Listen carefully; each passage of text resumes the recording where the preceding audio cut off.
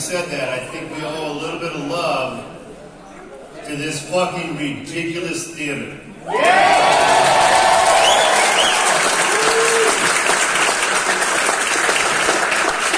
You're nice and cool tonight, right? You're feeling pretty good. One of the fucking first central air-conditioned buildings in this state.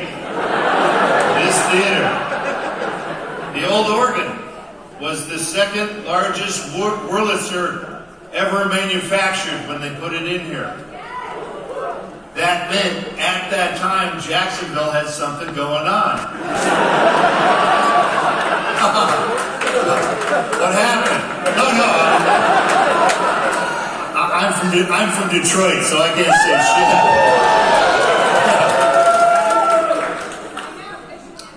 But this theater, holy crap, went out of business in 1980.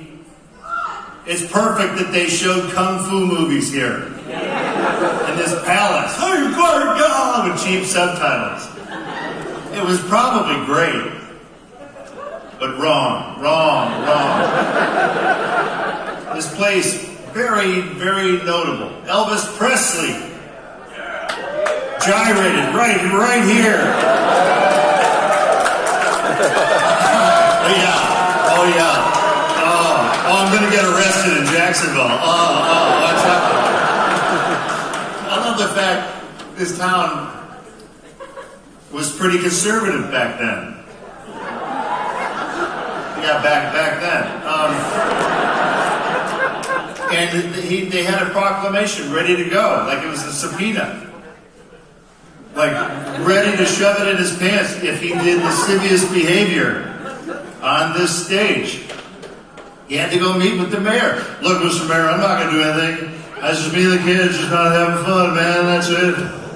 All right, now, let's get out there and put on a good show. So, Elvis Presley, yeah, right here. Moral of the story is, support this place, or they'll fucking tear it down in a minute. So, thank you for supporting it. Thank you.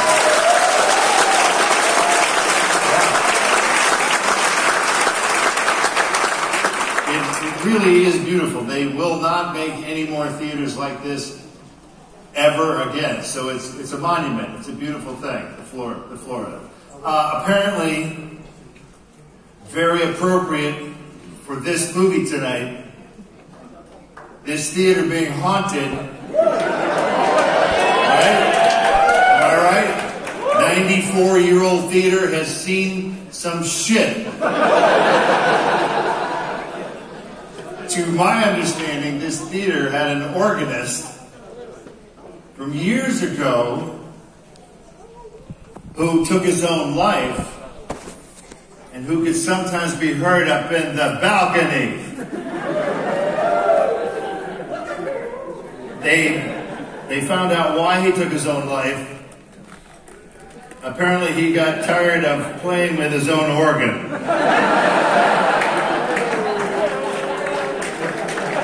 The truth is weird. So they refurbished these seats, by the way. Are they comfortable?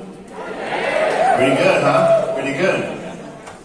Is anyone in the two refurbished seats? They're not new. There's only 2 seats here that were sent to Grand Rapids, Michigan. I'm not shitting you. This is all true. They shopped smart. They sent to Grand Rapids, Michigan. And they were reupholstered. So, is anybody up there? Are you aware that there are 2 haunted original seats? And why wouldn't you want to sit in those during the movie? Anyway, if anybody falls out of the balcony tonight, you got it. Well, it's very appropriate that Evil Dead is to be shown in this theater because it's such a classy motion picture.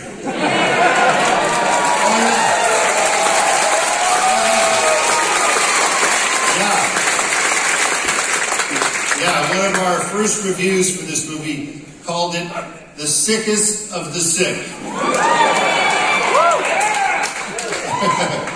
A newspaper, the headline was, "Films That Stoop."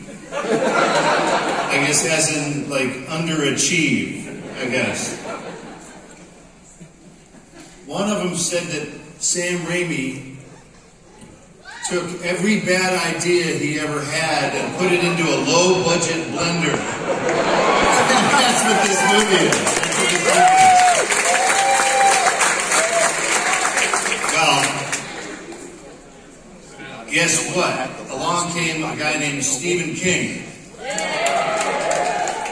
Stephen King saw this film at a film festival in Cannes, France in 1982. And he really liked it. And he wrote an article and called it the most ferociously original horror film of the year. Yeah. We were like, oh boy. Wait a second, that was from Stephen King. I don't know how we tracked him down, but we found him. And we were like, can we use that quote? He goes, yeah, sure, why not? We were like, what the fuck?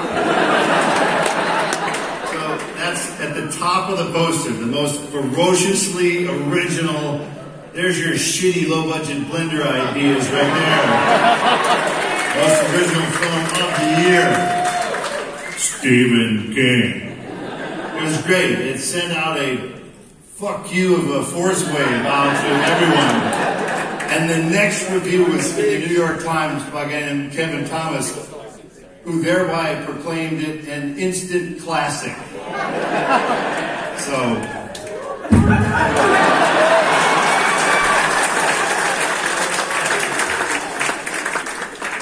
I think the early bad reviews really helped this movie.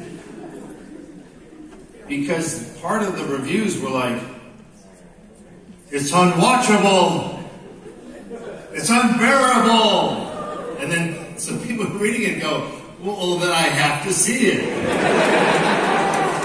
This movie was banned in Europe. Yes. Yep. In the UK, it was banned. It was called a video nasty. Oh, it's nasty. Oh. And in the UK, they can exercise censorship. In the US, they can't censor your movie, but they can call it NC-17. They can let you not get a rating for it. So,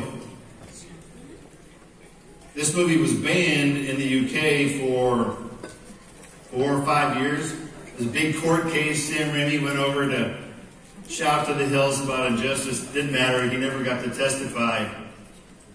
They lost in court. And now everybody in the entire United Kingdom wanted to see the movie that they were no longer allowed to see.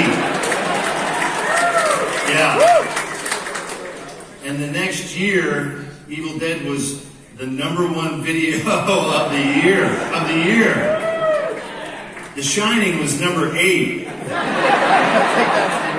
Sorry, Stephen King.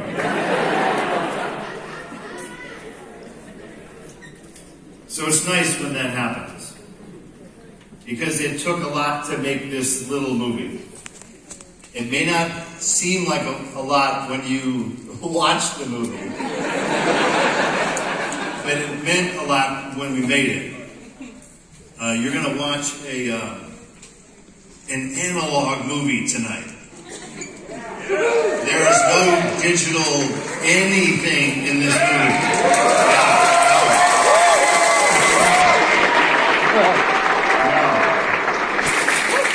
This is made on Kodak film stock, 1979. You go to a fucking laboratory and you buy it by the foot. If you don't have the money, see you later, man. You have to then take it back to the lab after you've exposed it through a camera that mostly wants to destroy it as it takes it through. Then you give it back to them, and then they give you what's called a work print. And you go, why is that a work print? because then you put it into an editing machine that will destroy that. And then you go back to the negative and print a new work print, and it makes absolutely no sense at all. But it kept every slacker away from the film business. There were no slackers in 1979. You couldn't go to Kmart and buy a digital 4K blah, blah, blah with a tower of blah, blah, blah and After Effects and all that horse shit and make a movie for $5,000. It's not, sorry man, it wasn't happening in 1979. Not that I wouldn't have wanted that, mind you. We also had to get the money to make the movie. Has anyone ever raised money for anything here? Other than like Kickstarter or whatever? Like pulling teeth. Yeah, it's a good analogy. We got money from a dentist. Very good.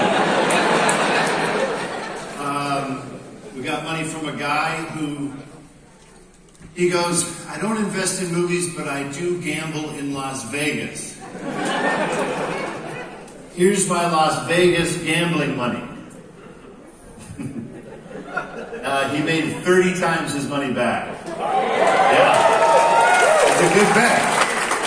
It's a good bet. And what's funny is that sometimes it's really hard to get one investor, but if you get the right one, we got some money from a guy whose family invented the Delta three-way faucet. They sold a lot of those. This family was shitting bricks of gold.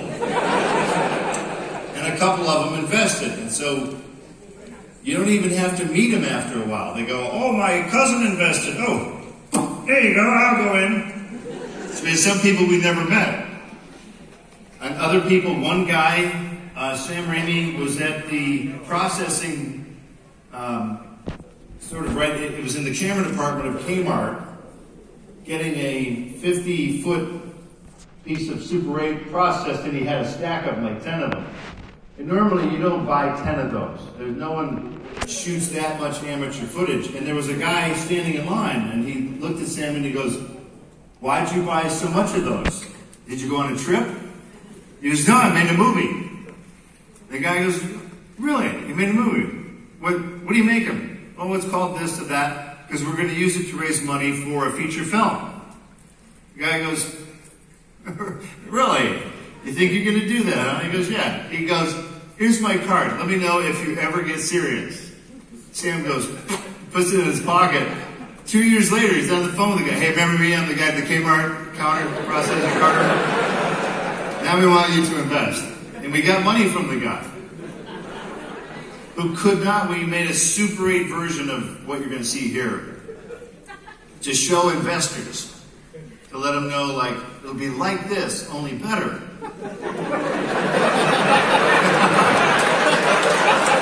It worked. It worked. For some reason it worked. We were able to show it. We put the projector in the center aisle of theater, very much like this, way too big for this format, and strung speaker cables that the longer the cable goes, the more hum it starts to make. For anybody who's an audio aficionado, it sounded like shit by the time we were done. So we're trying to project it on the small screen because the owner of the theater showed Rocky Horror Picture Show on Friday night and Saturday night. Yeah. He was a very forgiving kind of manager. Most managers would be like, you want to show what? Where? Get out of here. So we wound up having a very good attendance, and we got a review in the Detroit Free Press, which is kind of ridiculous because it wasn't really much of anything. But you could then show that to investors. Hey, look, hey, did you see the article today in the Detroit Free Press? So we bullshitted our way through not quite enough money. We were supposed to get to a certain amount and we were shy of it, so we sent a letter to all the investors and said, hi, hey, we can't get to the amount that we really need to get to. Can we go and make the movie anyway? They're like, yeah, okay, whatever, sure. So we were supposed to film in Michigan. in Detroit, Michigan, where I'm from. Yeah. And Detroit misses you too, let me tell you. Because there's nobody there. But Detroit had a very, very cold winter ahead. And we were late raising money, so we thought, let's go south. Let's head south. So we wound up in Tennessee looking around. And had a guy named Gary Holt helping us. I don't know where he came from. Maybe the state of Tennessee assigned him to help find, well, to find like a suitable location. We needed a cabin in the woods. That's what we needed for this movie. So, Jacksonville's later when you find out that the character Ash has a fetish for Jacksonville.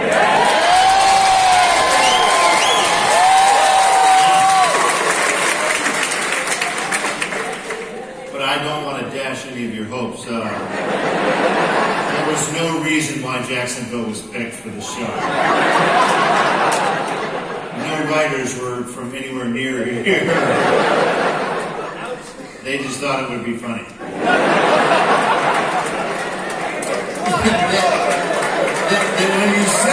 When you said, and Ash said, man, I can't wait to get to Jacksonville.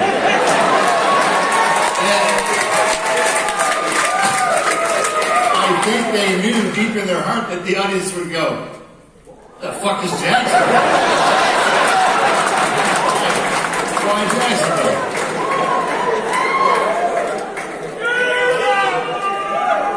Nice. I heard that. Wait, that's Dumar? Because like Gummo, Dumar owns everything, right? All the car dealerships and the names of everything. Duval. I'm so sorry. Duval. Okay. Yeah. Well, I'll be saying that a lot tonight. Duval. So, you distracted me. Anyway, we went to Tennessee. We had to find a cabin where we could film. And Gary Holt was a local guy. And this is Morristown, Tennessee in 1979. Yeah, you knew it. You knew you were there. You knew you were not in Michigan. You ask restaurants and go, nope, don't have that in Michigan. Nope. Wow, this is all starting south of Kentucky. It all changed. And I went to the bank there to get money out. I was one of the producers, so we needed money to pay people and do things. And I got $10,000 out of the bank. And she looked at me weird, but she gives me the money. And it's a stack of money. It smelled exactly like dirt. I go, ma'am, is this moldy? Did you give me like moldy? She goes, it ain't moldy, son. People just bury in their backyard around here. Okay, I'll just take my moldy old money and get out of here. We were introduced to moonshine during this movie. Man, oh man, it doesn't make you drunk, it just makes you yell loud. Because we told Gary Holt, Gary, okay, here we are, man, Tennessee, 1979, we're from Michigan. Get us we need some moonshine. And he laughs because that's what everybody from anywhere else asks for is moonshine. He goes, relax, I'll get you damn moonshine, just relax. He taught us how to tell whether it was good or bad. So he gave us a jar of it. It was a mason jar of moonshine. So you pour a little bit into the cap, and you light it on fire. And if it's a soft blue flame, no problem. If it's an orange flame, it's been distilled in a car radiator. So So you don't want that. Don't want that. Or you can shake it up. And if these little tiny bubbles came up, tiny bubbles, no troubles. So that's how you knew. After we drank it twice, and vowed never to touch the shit ever again, we used the rest of it to throw onto the fire just before a shot. We would just throw it right into the fire. The fire would go out, the most beautiful raging fire. So anytime you see it in the movie tonight, and it looks really good, we just hit it with some champagne. Yeah. And we left it in a styrofoam cup one time. It was a mistake for 2 reasons. One is because you realize the physiology. You go, that liquid is melting styrofoam in front of my eyes, and I'm supposed to ingest that into my bowel system. Is that how that's going to work? It would bead up on the outside of it, so you knew that it had permeated the perimeter of it. It had penetrated. Oh boy, wow, it was just really, really wrong. So we used that one strategically. That was not used during filming in any way other than strategically. We also asked Gary Holt to get us some marijuana. We're like, okay, don't give us this horse shit. Oh, it's the South. We don't have that bullshit. You don't. If you got moonshine back there, right next to it, you have a pot grower. Don't lie to me, man. Don't lie to me. So we know it's there. He goes, all right, just relax. I'll get you some. I had never smoked before. I was 21 years old in this movie. Some of us have not aged a day.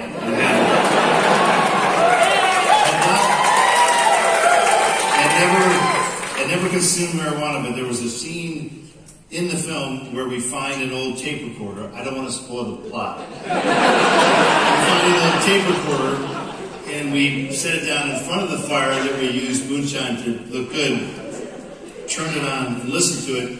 And in the script, we're supposed to pass a joint around. Well, it's 1979.